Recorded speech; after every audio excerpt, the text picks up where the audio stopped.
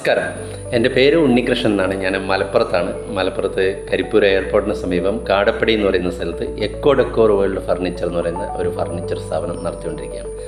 നമ്മൾ പല കസ്റ്റമേഴ്സും നമ്മുടെ അടുത്ത് വരുമ്പോൾ ചില കാര്യങ്ങൾ, ഞാൻ കുറച്ച് മുമ്പ് ഒരു വർഷം മുന്നേ അല്ലെങ്കിൽ കഴിഞ്ഞ വർഷം 5-6 മാസം മുന്നേ ഞാനൊരു ചെയർ വാങ്ങിച്ചു. അതിപ്പോൾ ഭയങ്കരമായിട്ട് ബ്രിട്ടിലായി പോയിട്ടുണ്ട്, അല്ലെങ്കിൽ അത് ഇങ്ങനെ തീരെ ഒരു ഫ്ലെക്സിബിലിറ്റി ഇല്ലാത്ത രീതിയിൽ ബ്രിട്ടിലായിപ്പോയി, അല്ലെങ്കിൽ അതിൻ്റെ അരികൊക്കെ പൊട്ടിപ്പോകുന്നത്, ഇങ്ങനെയൊക്കെ പറഞ്ഞിട്ട് ഒരുപാട് കസ്റ്റമേഴ്സ് കംപ്ലയിൻറ്റ് പറയാറുണ്ട്.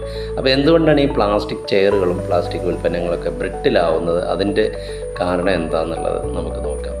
അപ്പോൾ അതിൽ മെയിനായിട്ട് നമ്മളിത് ഒരു മാനുഫാക്ചറിങ്ങിൻ്റെ ഒരു ഇതുണ്ട്. നമ്മൾ ഇത് മൗൾഡ് ചെയ്താണ് എടുക്കുന്നത്.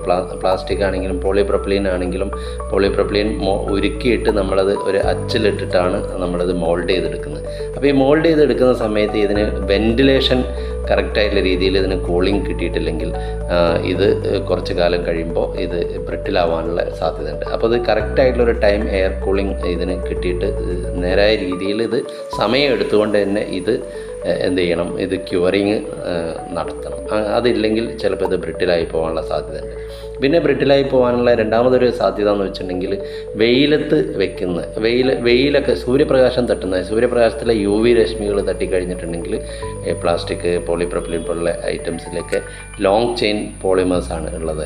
അത് ചെറുതായിട്ട് അത് ബ്രിട്ടിലായി പോകാനുള്ള സാധ്യത, അത് ഹാർഡായി പോകാനുള്ള സാധ്യതയുണ്ട്. ബ്രിട്ടിൽ എന്ന് പറഞ്ഞിട്ടുണ്ടെങ്കിൽ ഹാർഡായി പോവുക. നമ്മൾ ഇങ്ങനെ ചില സമയത്ത് ഇങ്ങനെ പപ്പടം പൊട്ടിപ്പോകുന്ന കണ്ടില്ലേ, അതിനാണ് ഈ ബ്രിട്ടിൽ എന്ന് പറയുന്നത്. ഓക്കെ, അപ്പോൾ സൂര്യപ്രകാശത്തിൽ നമ്മൾ വെയിലത്തൊക്കെ വെച്ചിട്ടുണ്ടെങ്കിൽ ചെയർ പെട്ടെന്ന് അത് ബ്രിട്ടിലായി പോകും.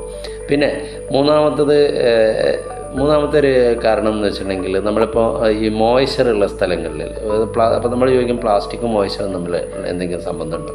അപ്പോൾ പക്ഷേ മോയ്സ്ചർ കണ്ടന്റുള്ള സ്ഥലങ്ങളിലൊക്കെ നമ്മൾ കൂടുതൽ ചെയർ ഇങ്ങനെ കിടന്നിട്ടുണ്ടെങ്കിൽ അത് കാലക്രമേണ അത് കൂടുതൽ ഹാർഡായി പോകാനുള്ള സാധ്യതയുണ്ട്. പിന്നെ നാലാമത്തെ റീസൺ, അതിയായ ചൂടുള്ള സ്ഥലങ്ങളിൽ, ചൂടുള്ള വായു അല്ലെങ്കിൽ ചൂടുള്ള അറ്റ്മോസ്ഫിയറിൽ ഈ ആസ്പെറ്റോസ് അങ്ങനെയുള്ള ഷീറ്റ് ഇതിൻ്റെ അടിയിലൊക്കെ നമ്മൾ വെച്ച് കഴിഞ്ഞിട്ടുണ്ടെങ്കിൽ പ്ലാസ്റ്റിക് ചെയർ കുറച്ച് കഴിഞ്ഞിട്ടുണ്ടെങ്കിൽ ബ്രിട്ടിലാവും. അതുപോലെ തന്നെ അതിയായ ശൈത്യം, അങ്ങനെ ടെമ്പറേച്ചർ രാവിലെ ഒരു ടെമ്പറേച്ചറും ഉച്ചയ്ക്ക് ഒരു ടെമ്പറേച്ചറും അങ്ങനെ വ്യത്യസ്തമായിട്ടുള്ള ഊഷ്മാവിൽ ഈ ചെയറുകൾ കിടക്കുകയാണെങ്കിൽ അത് കുറച്ച് കഴിയുമ്പോൾ അത് ബ്രിട്ടിലായി പോകും. ചുരുക്കി പറഞ്ഞിട്ടുണ്ടെങ്കിൽ ഇത് നമ്മൾ സൂക്ഷിച്ച് വെക്കുന്നതിനനുസരിച്ചും കുറേ കാലം കഴിയുന്തോറും ഇതിൽ ഈ ബ്രിട്ടിൽനെസ് ഇങ്ങനെ സംഭവിച്ചുകൊണ്ടിരിക്കുന്നുണ്ട്.